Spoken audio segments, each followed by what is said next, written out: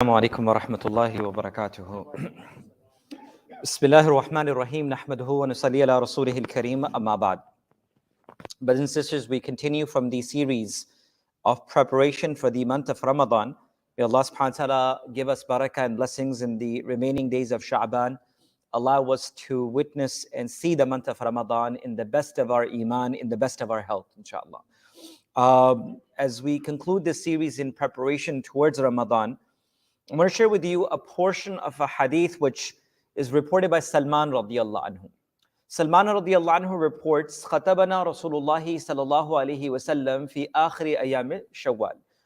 Rasulullah sallallahu alaihi wasallam gave us a khutbah, a sermon near the end days of the month of Shawwal. The month of Sha'ban, sorry. The end of Sha'ban, which is our time right now. And Rasulullah ﷺ gave the Sahaba particular guidelines to a guest that is coming in front of us. And in this long portion of hadith, the Prophet ﷺ shared multiple things to the Sahaba with regards to what to recite in sense of dhikr, the dua, how to treat the people who work for you, meaning all the details were given. In this particular khutbah the Prophet ﷺ delivered, the Prophet ﷺ defined this month in multiple ways. The Prophet ﷺ said, وَهُوَ شَهْرُ الْمَوَاسَاتِ. It is a month of joining ties and relationship. The broken ties are joined in the month of Ramadan.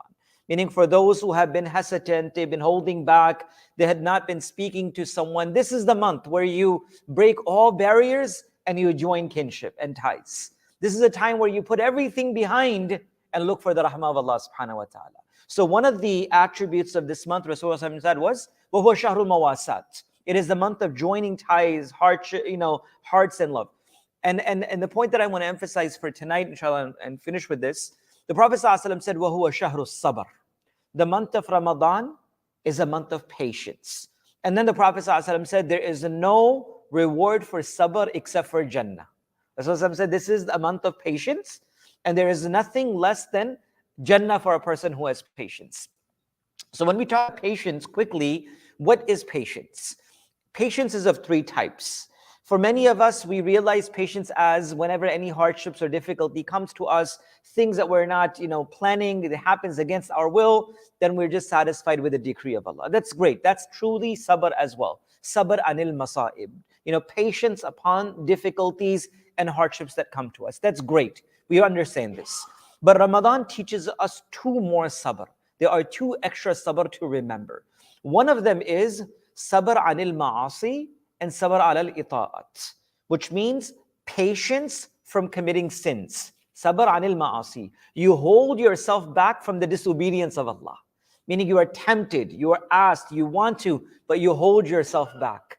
That's one of the greatest sabr, is that when you are you're called towards wrong, you are attracted towards haram, or you are inclined towards making a decision that feels lucrative and beneficial, but it's haram, and you step back for the pleasure of Allah subhanahu wa ta'ala. That's truly sabr anil ma'asi, that you hold yourself back. What holds the person back is the fear of Allah subhanahu wa ta'ala. So the month of Ramadan teaches us not only sabr from masa'ib and difficulty, but sabr also from temptation and haram and wrong as well. That when you're tempted, not only in Ramadan, but for the rest of our lives, it teaches us sabr. It teaches us how to hold myself back. The eyes want to wander and look at everything around, but then the fear of Allah comes that my eyes should not be looking, right?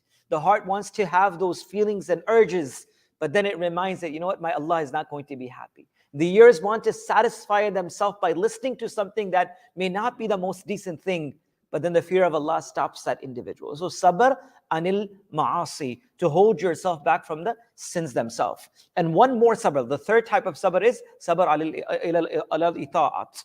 Patience on the obedience of Allah. Istiqamat and steadfastness. You're doing something, you're going to be pulled. People say, what? Why are you doing it? No one does it. Why are you so nice when people have bad manners? Why are you speaking the truth when everyone is lying? Why do you have to earn the halal when everyone else is deceiving and cheating? Everyone is doing it. Why don't you do it as well? But your goodness, sabr, patience on the obedience of Allah. Sabr alal ita'at. Patient on the obedience of Allah. Istiqamat and steadfastness on righteousness is also one of the greatest sabr itself. So Ramadan is a month of multiple points, and one of the point is sabr itself. And sabr is of three types. Sabr anil masa'ib, difficulties and hardship. Put your trust in Allah. My Allah knows us, your Allah knows us more than we know ourselves. There must be khair in this from Allah subhanahu wa ta'ala. Number one. Number two, when we're attracted towards wrong and things that are not correct, hold yourself back from this disobedience. That's also sabr.